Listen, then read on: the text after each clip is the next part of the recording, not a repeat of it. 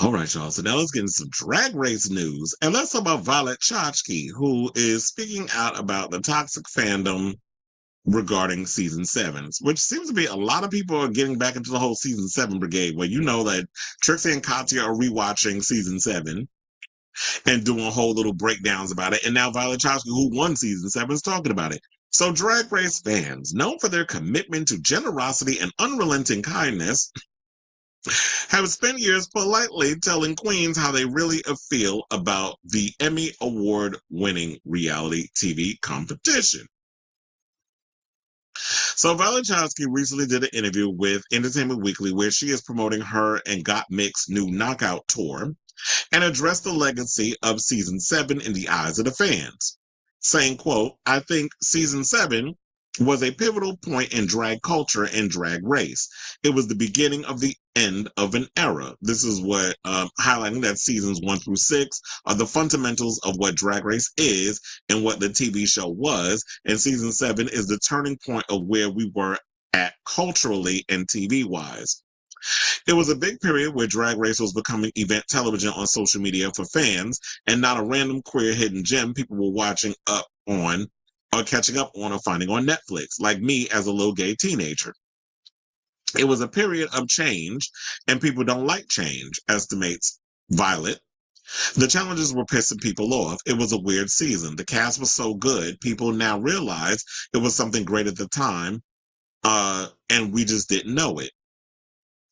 As has been discussed with the Trixie and Katya rewatch of season 7 too, now we look back and see other icons in the cast. Violet, Ginger, Pearl, Kennedy Davenport, Katya, Trixie, and Jasmine Masters are huge names from the show. Even the absolute mess episodes of Drag Race like Shakespeare are now practically pivotal chapters in queer history in their own right, saying it was so bad it was iconic. Looking back at episodes, I look so pissed. I'm effing pissed the whole time, and it's just so entertaining. This is what she adds.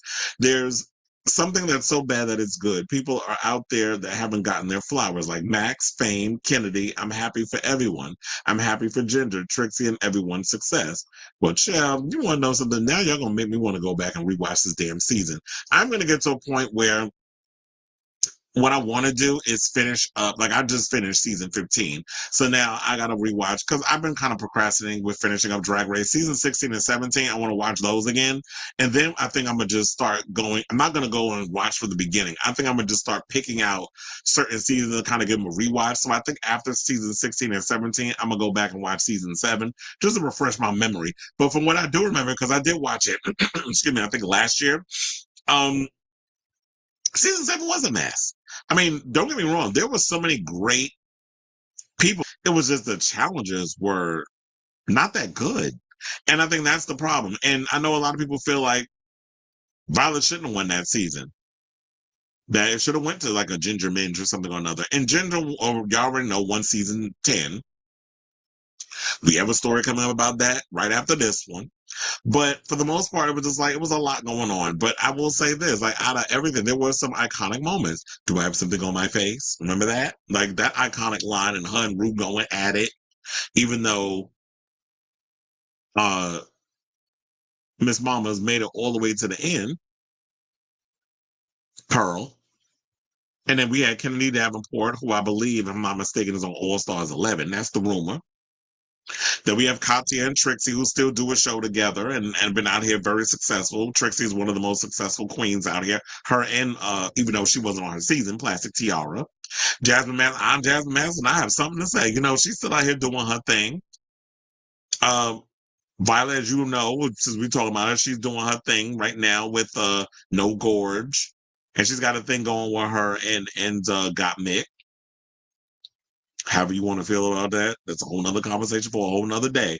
But this is the one time where it's funny. Violet's not being problematic, and she's saying something we agree with. I do feel like people do hate watch it. Is it as bad as and Just Like That? We had every reason to hate on And Just Like That. Whereas this show, it is a reason to hate watch the show. It's like you're seeing all these different things. You're not liking the challenges. The contestants on the show were good because it was a strong season of queens. It was just the challenges weren't fitting with what a lot of what they're doing. And yes, Shakespeare is definitely an acquired taste to sit through. So shout out to her. I do agree that a lot of people hate watch it, but it's just like it is thoroughly entertaining. Like I guess when you watch it and you hear other people give commentary on what their experience was, that makes the show way more entertaining than actually sitting through those damn episodes. So I say all this to say, what do you guys think of this story? Do you agree with what Violet had to say about the toxic fandom who hated on season 7? And you know the queen, the one thing about the show is these queens are very opinionated and a very they love to spread their unrelenting kindness and generosity when they're talking about drag race. So the fandom aren't trolls. There's a lot of sarcasm in what I'm saying. I'm sure y'all are picking it up. So let me know what you guys think of this story in the comments down below.